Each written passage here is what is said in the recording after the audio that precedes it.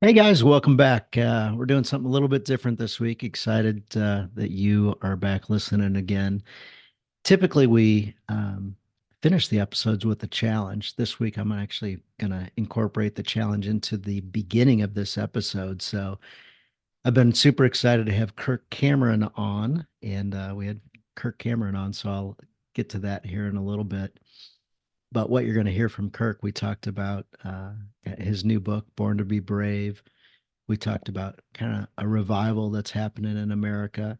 And funny enough, he good naturedly started giving me some trouble about my little workout group that I'm a part of that is across the whole world, F3. So he uh, had some fun with that with me, and that was unexpected. So anyway, he's going to be touring the country. So right now, currently, there's a whole bunch of cities across the country that he'll be doing a book tour thing with.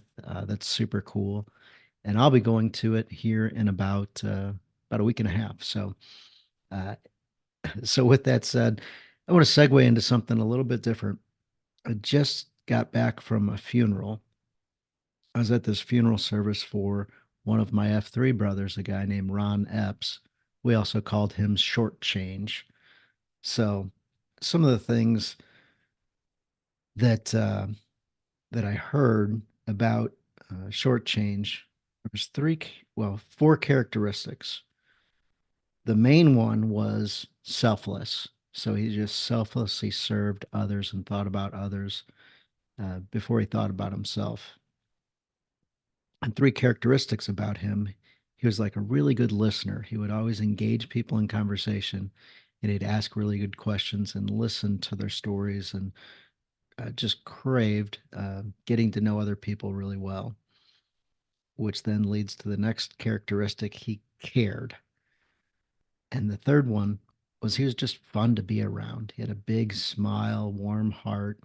Uh, I've heard him described as like a super, really good looking guy, and kind of that guy in high school that everybody thought was the greatest at sports and smart and funny and somebody that you just wanted to be around. So if there was one person in the particular high school he went to that was that guy, this was that guy. So going to his funeral, I saw business leaders from the St. Louis area. I saw friends of his from high school. Mrs. America was there. A former All-American Division One college basketball player was there. He also played in the NBA as well. Uh, anyway, all kinds of different people from the chambers of commerce he was involved in, the sports leagues that he ran. He ran a kids sports league called Upwards Basketball, and his kids actually graduated out of the program, and he still kept running it, even though they weren't involved anymore. He just knew it was something that was needed in the community. So one thing that I like about funerals, if you've ever heard the expression "begin with the end in mind," so at a funeral, you're kind of seeing the finish line. You're kind of seeing what that's like at the end. And so what I saw today at this particular funeral was somebody that loved family above all else. Um, I guess he loved God above all else. And then here on earth, he loved his family. And then he truly did pour in and loved others. One of the guys that was sharing said we were in this parade every year, and every year our particular float would kind of drag along, like we'd be distanced from other people. He goes, and it was because Ron would see people in the crowd, whether he knew him or didn't know him, and would just go over and start talking to him. He said, so we were always needing to catch back up. But yeah, Ron seemed like he never met a stranger. My wife actually went to high school with him, so I've got some insight to his childhood. And so when I met him in my business career, she's like, "Holy cow, that's amazing that you get to hang out with him. He's just the greatest guy ever." And I actually brought her to one of the business functions we were at, and we got to spend, a couple hours together one night, just the three of us. And she just thought that was the coolest thing, and loved the fact that he stayed super humble, even though he had tons and tons of just amazing gifts personally. But again, he really paid attention to other people. Something else I got from this funeral was so his kind of intentionality at life. So something he did that people describe was he lived with purpose, which is a big thing. And I thought, what does that mean to live with purpose? I'm like, it seemed like he had a code that he lived by, a plan that he lived by. He, I think, began every day with the end in mind. How can I, share God and what Jesus has done for him and his relationship with Jesus with others? He wasn't overly preachy or anything, but it was clear that everybody that was there knew that Ron had deep faith, and everybody knows that this guy's in heaven. Also, he had priority around family, loved his family, and another thing he did was he was always engaged in things. So the pastor was talking, and he described how Ron would take strangers and make them friends, and once they were friends, then he would make them accomplices, which sounded kind of funny. And he got back to it later in his talk, and he's like, when you meet a stranger and you get to know them and pay attention to them, listen, care about them, eventually they become friends. And so this church pastor was playing softball on the same team with Ron. And he says, that's where the accomplice part comes in. He says, he really got to know Ron super well through playing softball with him. And he was always trying to make him laugh. And uh, they said what he noticed was Ron would meet people that he didn't know, strangers. He'd befriend them. He'd just welcome them into his life, and he'd get to know their life well. He goes, and then the thing he did was he always invited others into whatever it was that he was into. So uh, the jokes he was telling or the good humor that he was around, he always had a smile and always helped people laugh and have fun. So, and that was another thing, just whatever he was doing for fun, he'd invite people into that. And then he also invited people into service activities. There was one particular time we went and helped. There's a subdivision that got flooded. And so me and about 20 other guys, 25 other guys went and helped clean everybody's basements out.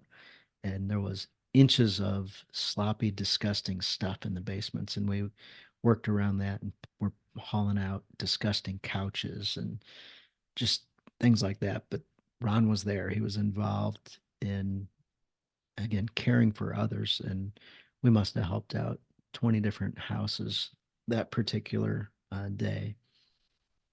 So, something about funerals I really appreciate. One, it's something we can do for others to help others through their grief.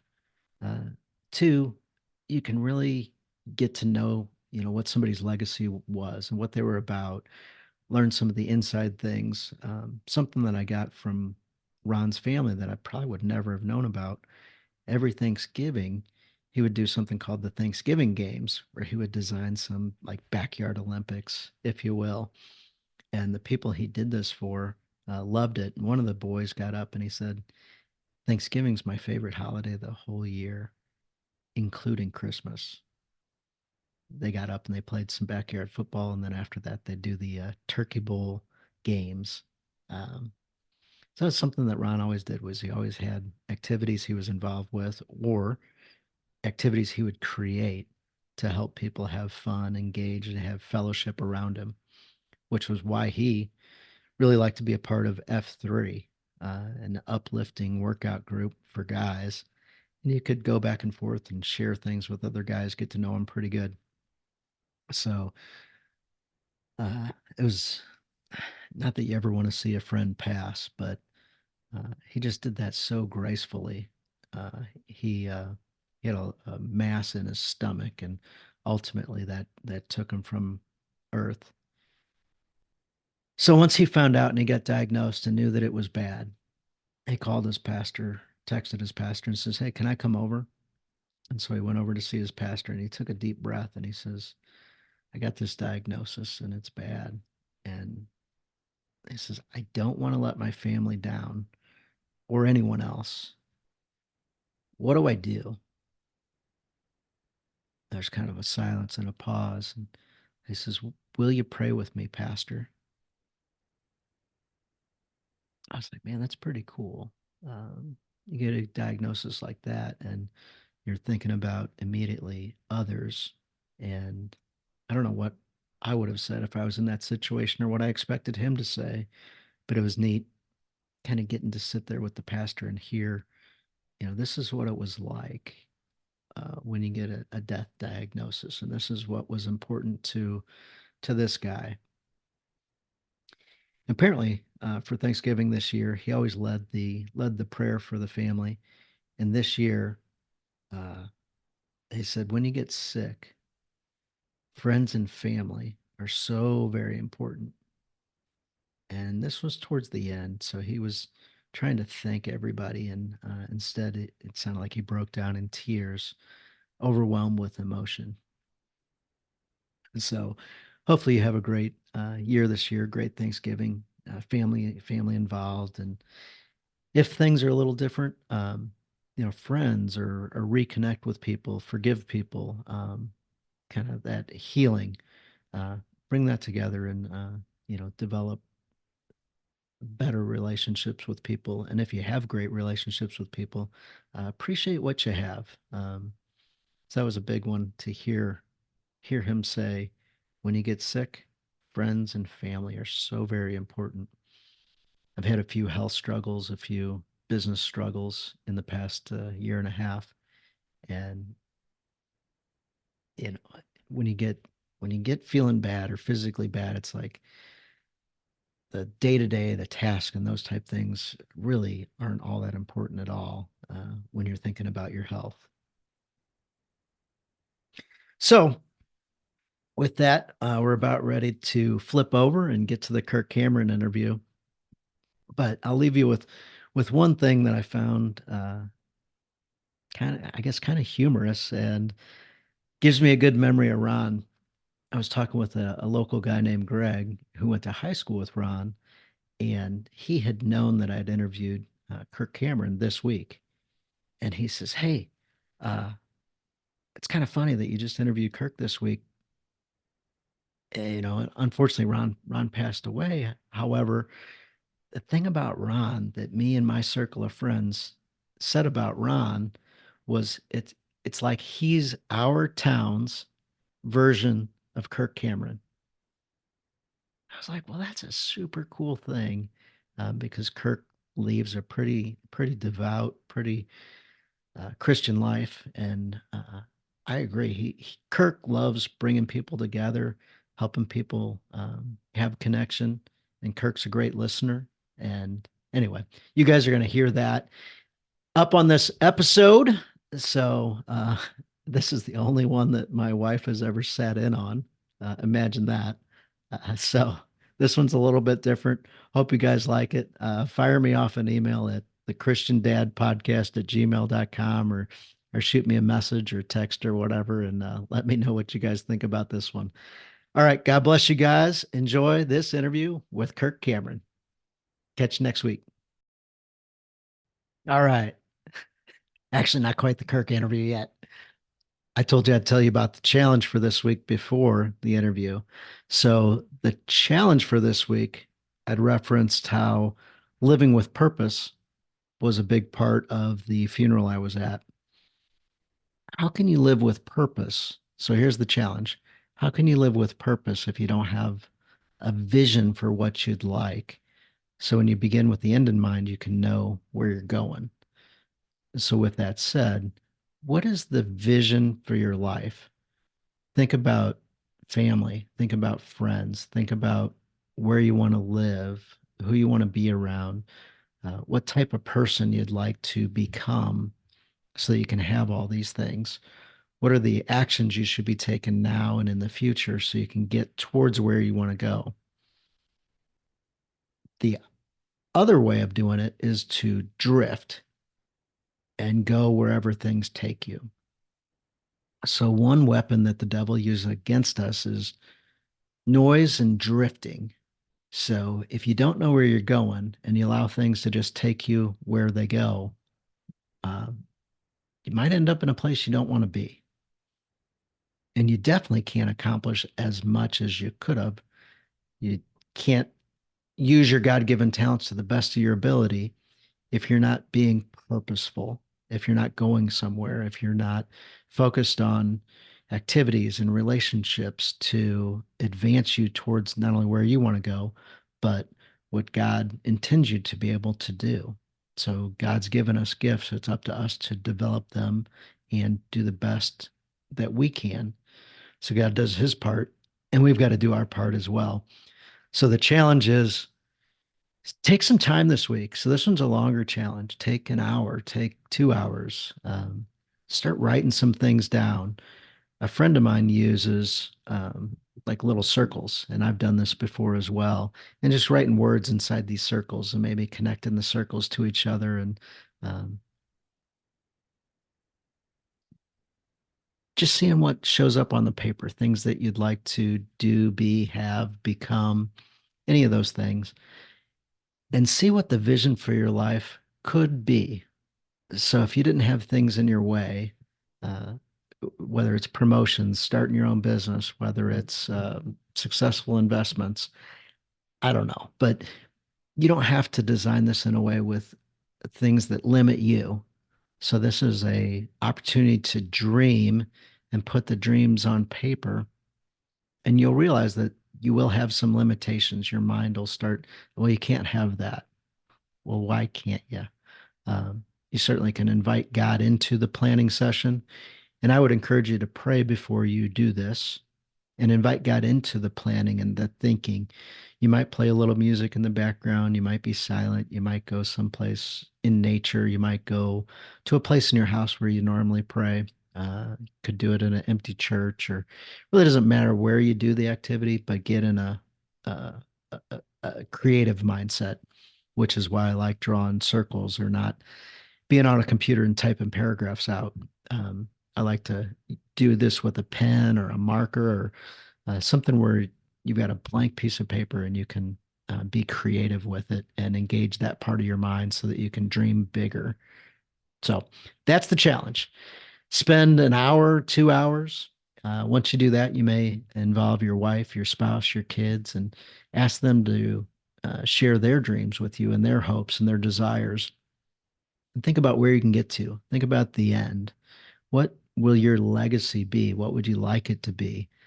Don Beebe shared with me a while back that his dad has a bunch of kids, and those kids have a bunch of kids, and they all live within about 20 miles of his dad. Maybe one or two of them don't, but almost all of them are within 20 miles. And he goes, jokingly, we call my dad Father Abraham. And Ron Epps and his family sounded like they had one of those kind of families where everybody gathered and just loved each other and had a great time. So think about a vision for you and your family and write it down. Be creative with it. Dream big. Don't allow those limitations to stop you from putting it on paper. And then you don't have to do this part of it, but the next part would be thinking through things that can help you get to the vision. But for this week, just put a vision together and have fun with it. And it's something that you can revise over time. You can add to it, but once you get started, that's the key. So anyway, if that works and you come up with some cool stuff, I'd love to hear about that as well. So now for the Kirk Cameron interview. God bless you guys. Catch you. See you. Bye-bye. All right, guys, we have got a fantastic guest here today. And typically, we usually pray right at the beginning of these. So while we get going, Kirk, would you like to say a short prayer and we can dive in? Sure. Father in heaven, we're so thankful for the air that you give us every day. Thank you for keeping our heart beating. And we thank you especially for your son, Jesus, for your word, and for your people. And we ask for your blessing today. In Jesus' name, amen. Amen.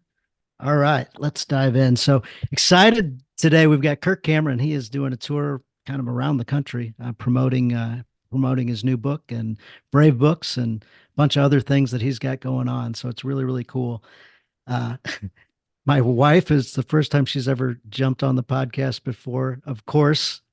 So Kirk, no surprise to you.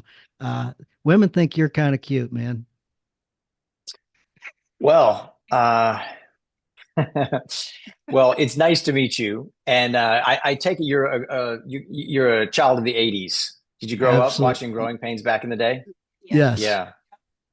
Yeah. Yeah, my kids are so embarrassed of all those Tiger Beat posters that they see on the internet now. They're thinking, Dad, And what were you Deanne really thinking? wishes I could take it down out of her bedroom, but I'm joking. Yeah. Well, maybe it's about time.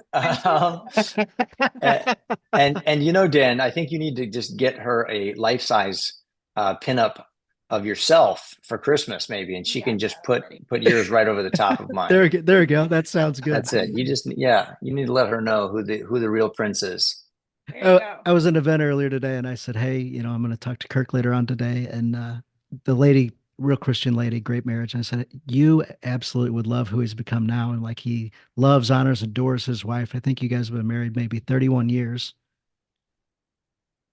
Yep. give or take. Little longer. Yep. 30, A little 35. longer. Okay. So at the time I heard on your book, but anyway, yeah, a little longer than 31 years. And she says, oh my gosh, I had a poster of him. So the poster thing Yeah. keeps coming up.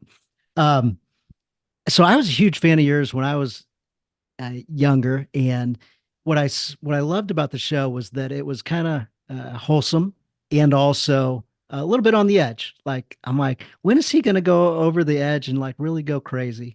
Being a teenager, I certainly saw a bunch of guys that I hung out with that were influenced and they went totally the wrong way, and I was like, really cool that he's kind of stayed in character. And my guess is in person, you're probably similar to your growing pains character, at least it seems like.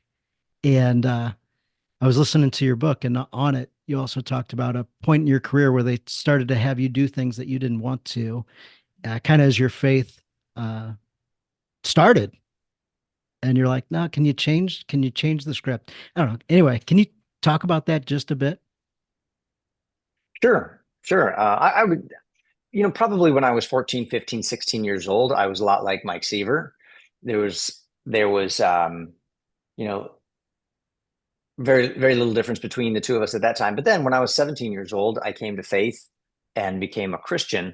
And that's where things really started to be different. And for me, I felt like the thing of integrity to do was to make sure that not that I was imposing my faith or morals on other people, but that my private and public life matched up. So at the end of the day, I wanted to be about promoting good things, not bad things. And whether that meant, you're playing the good guy in a movie or a bad guy in the movie, if the movie at the end of the day is Superman or it's an Avengers movie, you could play the bad guy or the good guy. But if good is better than evil is the message at the end of the thing, well, then that's what I want to do. And we had episodes in Growing Pains, which by and large was a relatively wholesome show that had some plot lines and story points that I was not comfortable with. And I thought, we're really promoting what's not good for kids or for families. And you could imagine that the adult writers and producers on the show hearing that kind of talk from a 17-year-old kid who just came to Christianity might be a little off-putting. And I understand that now. But what I was trying to do was just be consistent and have integrity. We were a family show, and I knew that they were teenage kids that were looking to Mike Seaver as a role model. And so I didn't want him sleeping with his girlfriend on an episode of Growing Pains, thinking that this was cool and fine. Uh, and while that was challenging at the time, you thought, your career is going to be over for fighting with the producers or that nobody's going to hire you again. I learned that God opens up doors and he keeps them open when he wants to. And then he closes other doors when he wants to. And he's working all things together for good. And that's where my faith was really deepened. It's during those challenging times where your convictions are forged. And it's really good that you have convictions, especially if you're a kid in Hollywood, because how many stories of young actors or musicians, singers, songwriters, whatever, how many of those stories end well when those kids grow up? Often it's really kind of a train wreck. And so, Yes. while I am, uh, uh, uh, I'm a mess, just ask my wife and my kids. I can tell you that I would be it would be a whole different category of disaster if I was not captured by the beauty of the gospel, and God transformed my heart by the Holy Spirit. So I'm here today, really, really grateful. Absolutely. Yeah, that could have gone totally the other direction, and some other child actors that have grown up and have had Hmm. kind of Yeah, and difficult. I understand. And I understand. I think that everybody struggles with the same types of things, and the lure of fame and popularity and wanting to belong and riches and power and all of those kinds of things. So whether it's Hollywood or whether it's politics or whether it's sports or whatever, people can get wrapped up really easily, especially in success, where everybody wants to tell you yes and they want to hang out with you and be with you. And those can be the most dangerous places. So it's it's just really cool for me to look back and see how God was really kind and gracious to me at a time where things where I needed him to be. Did you ever have a spot where you'd flip the switch, you'd changed, and then uh, whatever, something of the world, whatever that might be, especially being in the Hollywood scene, pulled you that direction where you're either had to say no, or maybe even you went with it and not resented it, but like, man, that was a bad decision. Regretted it. Regretted it. Thank you. Um,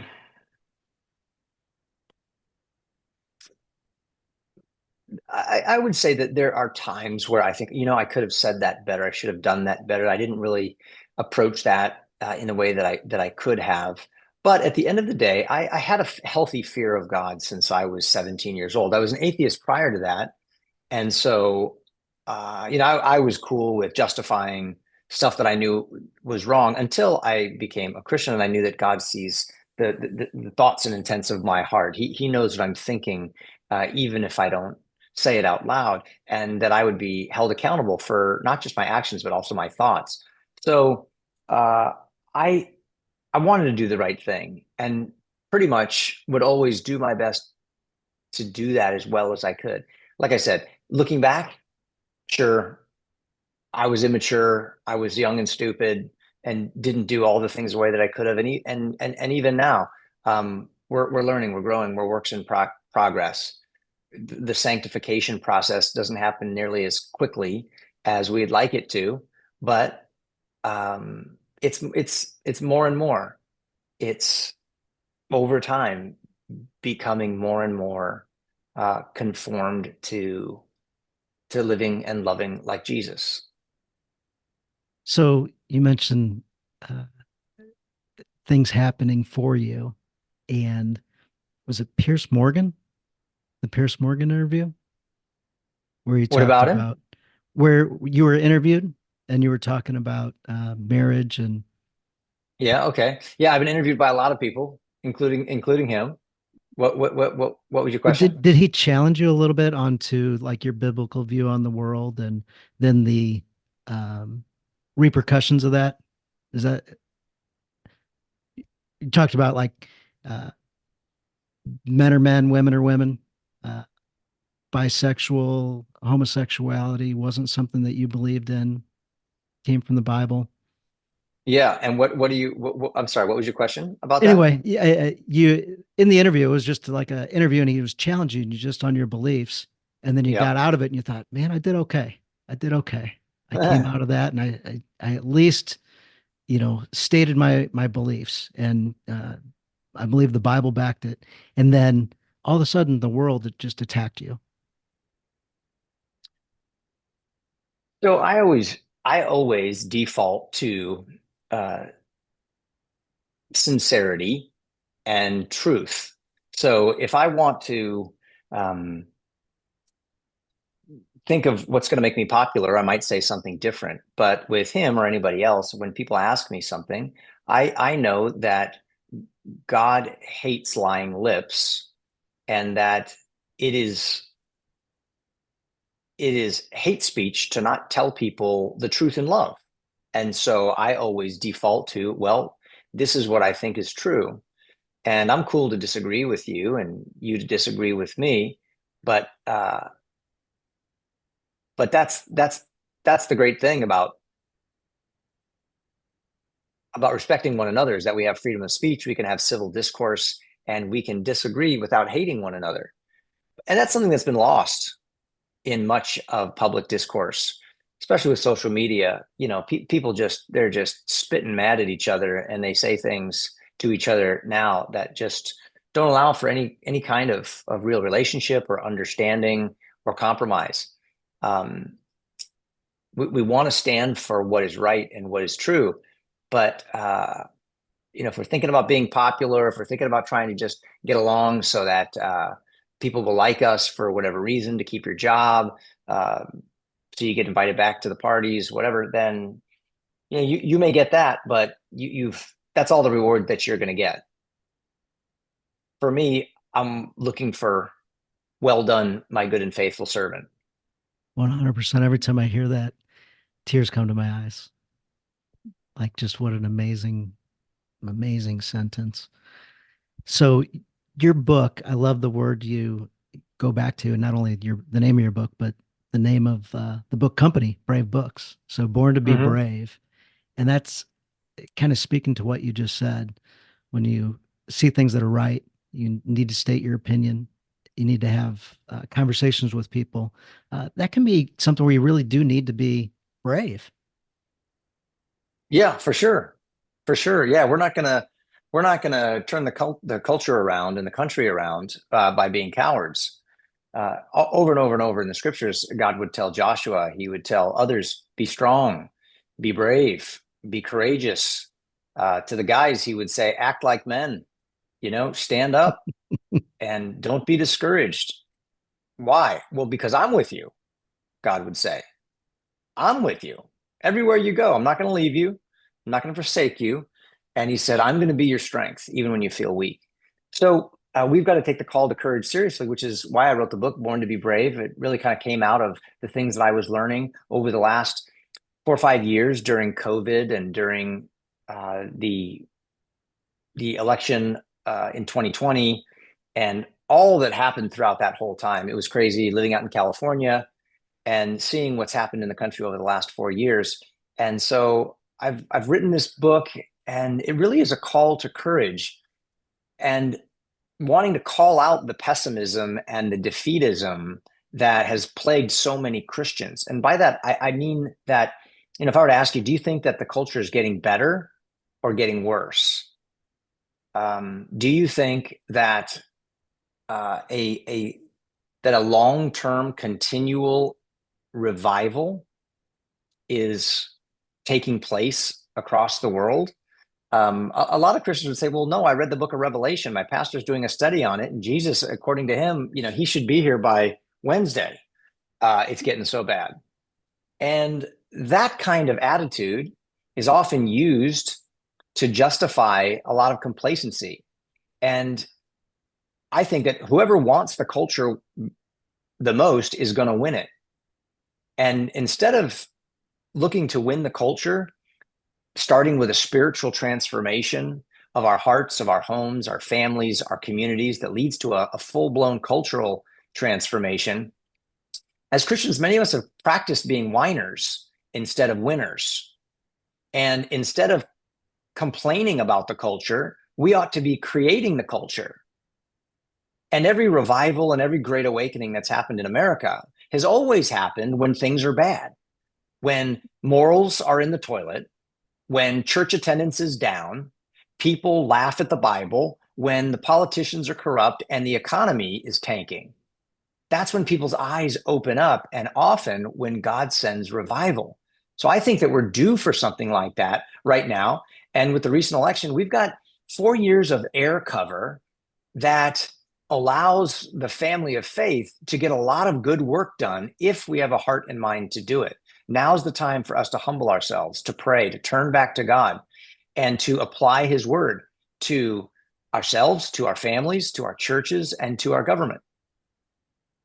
So you were doing American Campfire Revivals, just a live Facebook feed, and I was captivated by that, and it felt like what you were doing just was America was craving for it, and it was pretty obvious on Facebook. There was, I don't know, 10,000 people that would jump on, and comments were going crazy. And for somebody to have a camera and just you and be able to talk into it, it was really inspiring. And I I think America just needs more of that. So I'm encouraged that you're touring America and uh, promoting this book and working with Brave Books and bringing that down into the elementary schools and everything else. Thanks. Well, I'm inspired by heroes of history. I've got a wise old owl friend of mine who'd always tell me stories of legends like King Alfred the Great or Saint Patrick. A lot of Yes. people don't know who these guys were or what they did, or Braveheart, William Wallace, or even the Pilgrims. They thought they were some kind of goofy, fuddy-duddy religious folks who ran out of England so that they could have their little church somewhere. And really, these were the out-of-the-box radical thinkers who reformed and transformed the world with their ability to take the Bible and apply it to all spheres of life. And we ought to be doing that today. One of the things I talk about in this tour coming up, the tour, by the way, is called Strong Families, Strong Communities. Encourage people to go get tickets and join us on tour. If you go to kirkcamerontour.com, you can find the dates, locations, and the tickets. Yeah, we'll see you Okay, there. good. Well, I hope everybody else listening will go there too. Yeah. And one of the things that I talk about is that there's two distinct types of people that I have met. There's reporters and there's reformers, and they're not the same thing.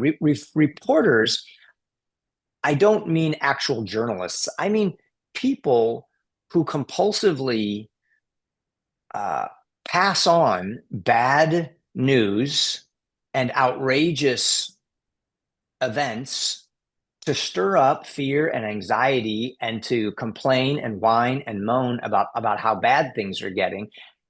And that's really not that helpful. What we need is reformers who hear what's going on, they see what's going on, and then they work to positively change those things, to reform them, and they know how to reform them. And that's what Alfred did. That's what Abraham did. That's what Moses did. That's what King David did. That's what Jesus did. That's what St. Patrick did and what the Pilgrims did and our founding fathers did. This is the development of the gospel applied to the family, to the community, and to nations. And as we continue to do that, I'm very hopeful about the future. I think the kingdom is expanding, not shrinking. I think the kingdom of God is winning, not losing. I don't think the end of the world is in our future.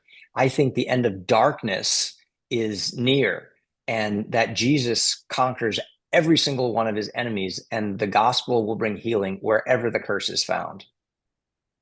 Yeah, in your book, I love that. I felt, on one hand, convicted by the reporter's comment. Like, man, sometimes I feel like I do that. And then on the other hand, the reformers, I was like, and that's the thing. We need to inspire more people to take action. And at my Yeah. workout group this morning, is a group of small men's leadership group, and I shared that with them. How And small are these? Are just short guys? yeah, a whole bunch of short guys like me. Small we men. have small groups of maybe 7 to 25 locally, and then there's Oh, about I two see. hundred fifty Small groups thousand of of us men. around the Got world. it. It's Not groups of small men, but small groups of men. a few of us are on the small side, me being one. But yeah, it's like we start out early in the morning, we do hard things, we share the gospel, and then it's like, let's go take the rest of the world. Let's go take the rest of the day. Let's go win the day and encourage others and hold each other accountable and lift each other up. And anyway, I was fired up this morning when I got to the group because I had just read that in your book. Yeah. Oh, well, that's good. I'm so glad. That's Yeah. awesome. And yeah, I really encourage everybody to come out to check out Strong Family, Strong Communities. And I promise it'll be an inspiring night of prayer, of worship. Fill your sails with hope and encouragement. Recapture the return to a vision of victory for your children's future and for the culture. This isn't pie in the sky hopefulness. This is banking on the promises of God when we turn back to him and we apply his word to every sphere of life. There's never been a different strategy for turning things around. It's always the underdog strategy that God uses, where he takes one individual or a small group of people, and against all odds, when all hope seems lost, even with little resources, they're faithful to God, and then they inspire others who fold in behind them, and then God multiplies their faithfulness. And that's transformed not just families and communities, but the destiny of nations. That's the story of the United States. It's the story of Scotland. It's the story of England. I know you've got a bunch of different projects, one of which is coming up, Adventures of Iggy. Izzy, or Iggy. Iggy. There you go. Iggy. Let me get that right. Iggy. How can people kind of support you and get involved with what you're doing and help promote the good works you're doing? So I have a brand new children's television show coming out on February 18th. It's free on YouTube for families everywhere. If you want a TV show that's actually good for kids, that you as a parent or a grandparent can feel great about sitting down and watching together with your kids, teaching them good moral lessons like honesty, overcoming your fears, self-control, that is faith-filled.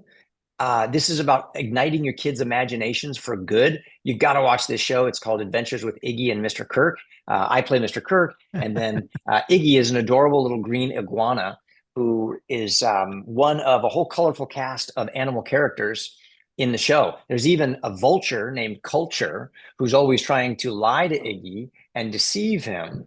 And kids can relate to the characters and the lessons Iggy is learning so that it's actually good for kids. So it's a great way to support parents. So moms, dads, grandmas, grandpas, look for Adventures with Iggy and Mr. Kirk. You can go to watchiggy.com, or you could go to Brave Books, and there'll be links there to find out more about the show. Oh, that's fantastic. We're friends with the Kendrick brothers. We've gotten to know them over the years, so it's great you guys collaborate and you help with their board of directors and everything. They are wonderful.